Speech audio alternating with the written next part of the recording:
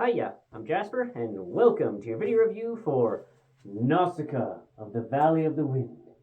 So, as always, I'm going to do the good, the bad, and the furry. To start off with the furry, there's chocobos in this, as well as cute little adorable feral creature-y things, as well as big old scary insect things. Think like Kalagabon from Digimon, as well as these ohms. You'll see the shell of one pretty early on. I don't. I'm not. It's a shell thing, and you'll see. And some other creatures, but those are kind of the main ones. So, moving on to the good and the bad. This movie is either just before Studio Ghibli became Studio Ghibli, or right after Studio Ghibli became Studio Ghibli. So it's an early one from them. And I gotta tell you, Hayao Miyazaki, still kicking butt from the beginning of anything that he does. Like, this was absolutely amazing. I have seen, I think, almost all of the Studio Ghibli films, and this one remains one of my favorite.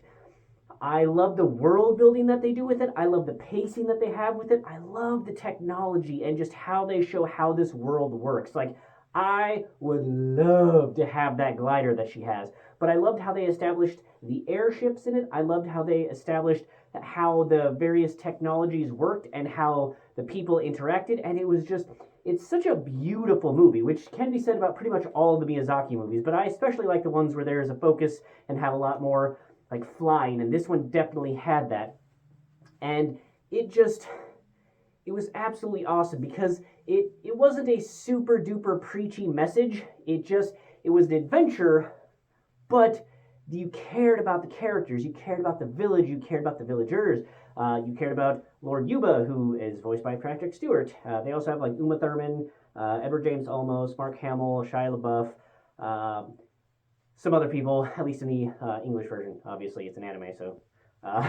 But it was just so beautiful, and how things were paced, and the character development and how, like, I just loved how they focused on Nausicaa, because she is just such an excellent character, because she's got this gentleness to her, but she's also this super heroic character, but she's not perfect in what she does or how she does things, but she inspires other people and she leads them, but she's not invincible by any means. And it's such a great movie, and I am so glad that they made this one, and that they were able to continue making such amazing movies with Studio Ghibli, because this movie is awesome.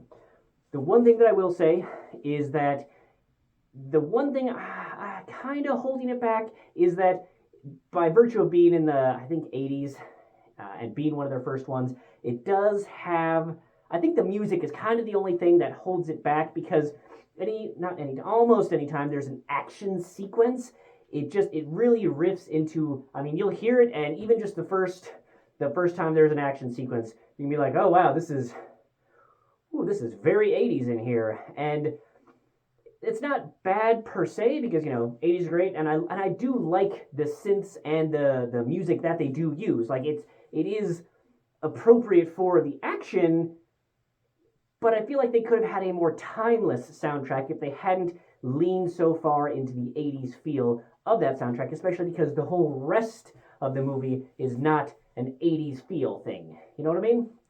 So that's kind of the only thing, but I will say that the bum bum bum bum bum bum bum bum bum bum bum, that's going to get in your head. You're welcome. If you've seen the movie before, you just heard that. Welcome to it being in your head forever.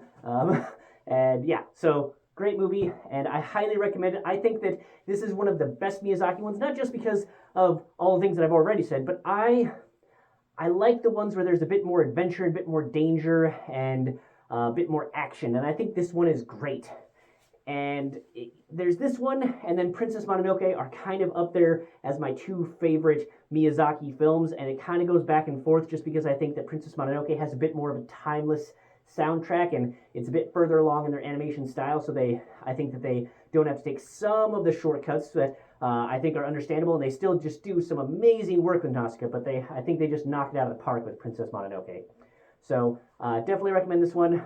Hopefully you've seen it, and if not, hopefully if you give anime a chance at all, If you liked, if you liked Akira, if you know what, if you like Final Fantasy: The Spirits Within, I think that you will appreciate some of the messages.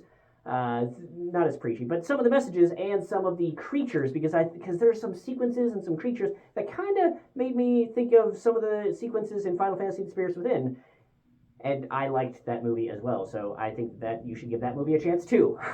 But alrighty, that's all I have for this. Thanks for coming. Thanks for watching. Hope to see you at the next one. Bye.